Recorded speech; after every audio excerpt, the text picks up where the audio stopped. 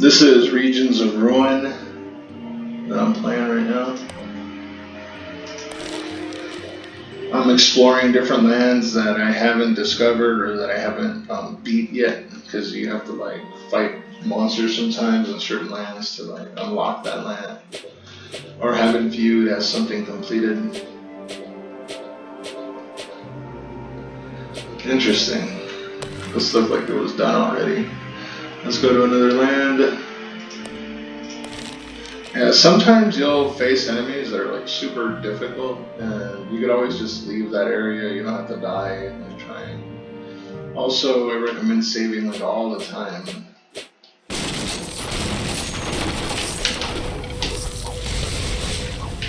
Alright, looks like we're doing pretty good. I have a little army that's following me around. They're all mercs. They help me fight. Mercs stands for mercenaries, if you don't know the terminology. The fighting system in this game is awesome. Like, you can attack, you can power attack, you can dash and dodge things, you can shield. You can also sneak. But when you have an army following you around, you can't really sneak that well. But you could tell them, like, wait behind, but what's the point, right? So, yeah.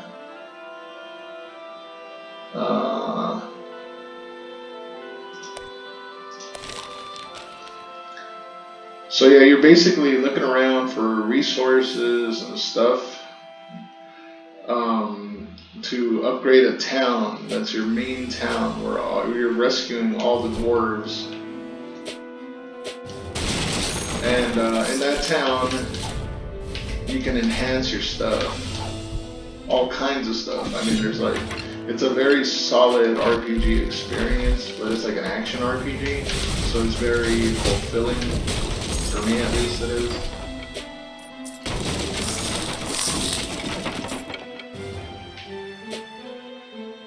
See, so you can raid like enemy villages and take all their stuff, because these guys, like in theory, basically raided all your stuff first, right?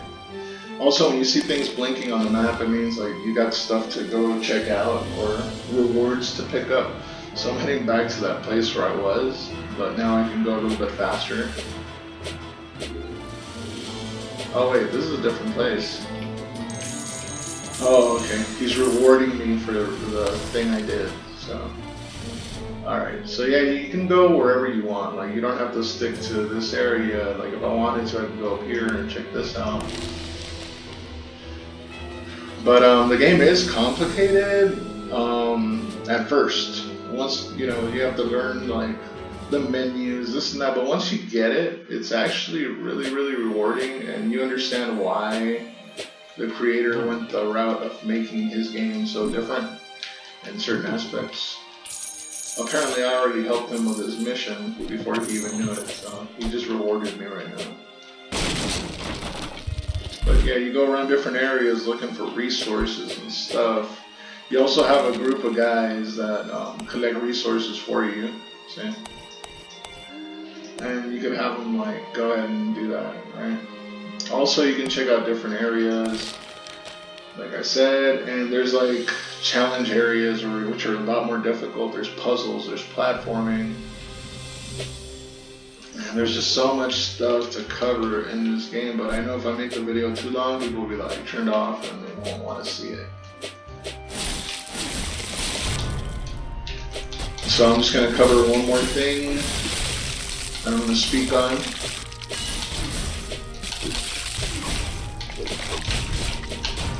And that's the inventory screen, right?